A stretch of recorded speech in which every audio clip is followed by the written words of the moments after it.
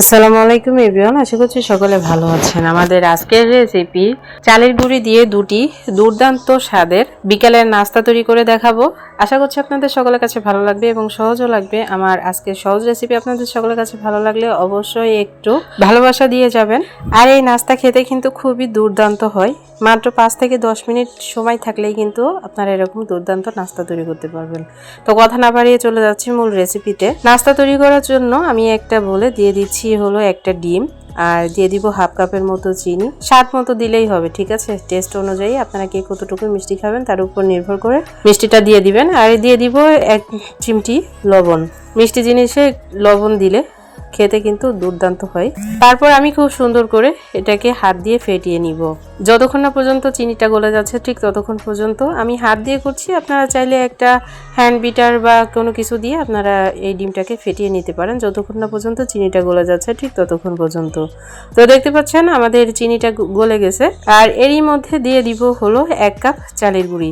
আর আমি 1 কাপ চালের গুঁড়ি নিয়েছি, মেজারমেন্ট কাপ দিয়ে মেপে নিয়েছি। আর চালের গুঁড়িটা আমি একবারেই দিব না, আমি অল্প অল্প করে তারপরে এই ডিমের মিশ্রণের সঙ্গে আমি চালের গুঁড়িটা মিশিয়ে নিব। তো দেখতে পাচ্ছেন আমি অল্প অল্প করে অ্যাড করছি।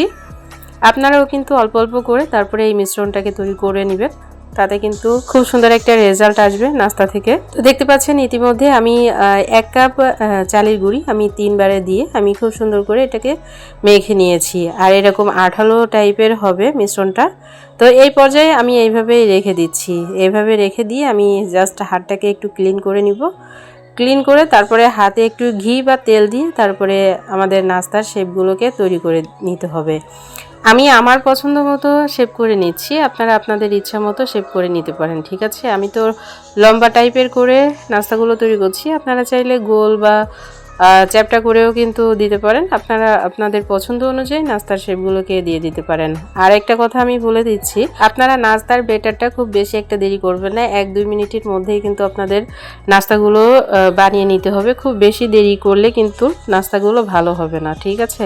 তো অবশ্যই একটু তাড়াতাড়ি করে নেওয়ার চেষ্টা করবেন। তো দেখতে পাচ্ছেন আমি ইতিমধ্যে অনেকগুলো নাস্তা কিন্তু তৈরি করে নিয়েছি। আপনাদের দেখানোর জন্য আমি অনেকগুলো নাস্তা তৈরি করে নিয়েছি। আমি যদি ভিডিও না করতাম আপনাদের জন্য তাহলে আমি একদম ডাইরেক্ট তেলের মধ্যে দিয়ে দিতাম। যাই হোক, অনেকগুলো নাস্তা আমি তৈরি করে নিয়েছি, দেখতে পাচ্ছেন মাশাআল্লাহ দুর্দান্ত লাগছে। আর তারপরে আমি চলে এসেছি ভাজার জন্য। তো কড়াইতে আমি আগে পরিমাণ মতো তেল দিয়ে গরম করতে বসিয়ে দিয়েছিলাম। আর খুব বেশি একটা গরম হয়নি, তেলটাকে কিন্তু খুব বেশি গরম করা যাবে না, একদম লো আঁচে চুলার আঁচটা রেখে তারপরে আপনাদের এই নাস্তাগুলো দিতে হবে।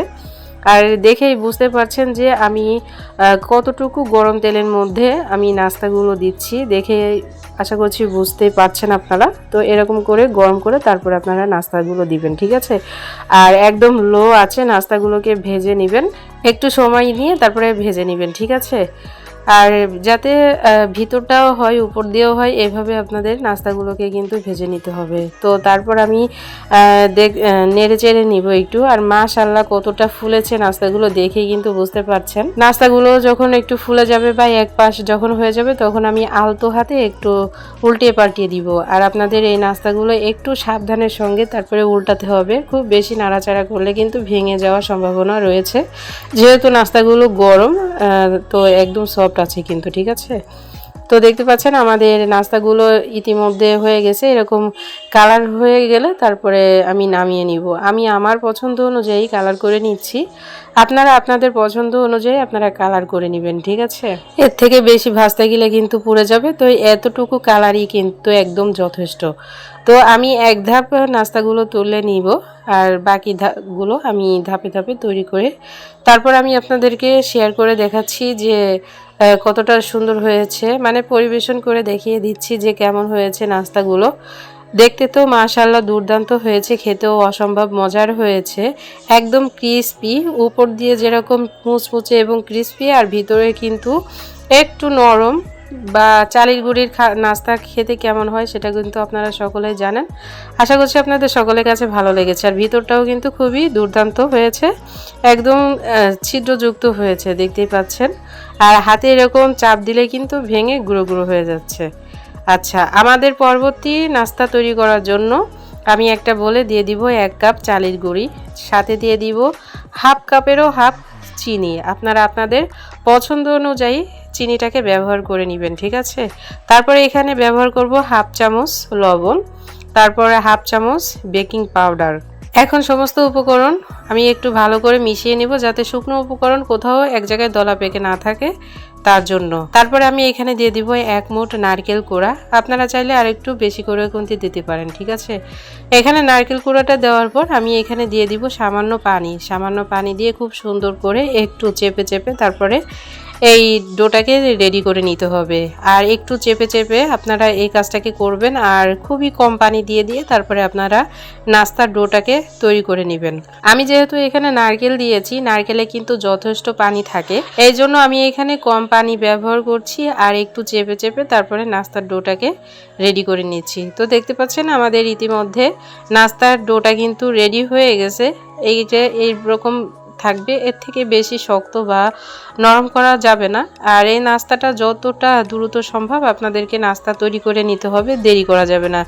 জাস্ট কোনো রকম একটু হাতটা ধুয়ে তারপরে তেল অথবা ঘি লাগিয়ে তারপরে আপনারা নাস্তার শেপটা তৈরি করে নেবেন, ঠিক আছে। তো আমি নাস্তা তৈরি করাটা আর দেখালাম না, আমি ডাইরেক্ট চলে এসেছি চুলায় আগে থেকে কড়াই বসিয়ে দিয়ে তার মধ্যে পরিমাণ মতো তেল দিয়ে তারপরে আমি এখানে গোল শেপ করে নাস্তাগুলো দিয়ে দিচ্ছি। তো দেখতে পাচ্ছেন আমি আমার পছন্দ মতো করে নিচ্ছি, আপনারা আপনাদের পছন্দ অনুযায়ী শেপ দিয়ে নাস্তাগুলো তৈরি করে নিতে পারেন।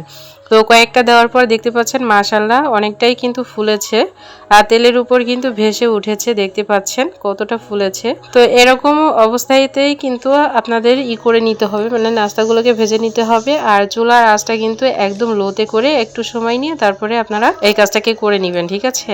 তো দেখতে পাচ্ছেন আমাদের নাস্তাগুলো কিন্তু হয়ে গেছে। আমি আমার পছন্দ অনুযায়ী কালার করে নিয়ে নামিয়ে নিচ্ছি, আপনারা আপনাদের পছন্দ মতো কালার করে তুলে নেবেন। আর পিঠা বা নাস্তাগুলো কিন্তু দেখতে মাশাআল্লাহ দুর্দান্ত হয়েছে, আর একটু ফাটা ফাটা ছিদ্র হয়েছে, দেখতে কিন্তু ভালোই লাগছে, খারাপ লাগছে না। তো আমার যখন নাস্তাগুলো ভাজা হয়ে যাবে তখন আমি আপনাদেরকে একটু পরিবেশন করে দেখিয়ে দিচ্ছি যে আমাদের নাস্তার লুকটা কতটা দুর্দান্ত হয়েছে। ঘরে শুধুমাত্র চালের গুঁড়ি থাকলেই কিন্তু আপনারা এরকম দুর্দান্ত নাস্তা তৈরি করে নিতে পারবেন বিকালের জন্য।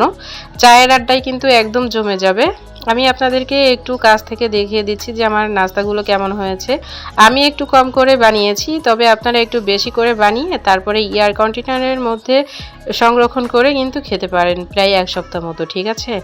তো দেখতে পাচ্ছেন একদম উপর দিয়ে যেমন ক্রিস্পি মুচমুচে হয়েছে, তেমন ভিতরটাও কিন্তু দুর্দান্ত হয়েছে, মুখে দিলেই কিন্তু একদম মিশে যাবে।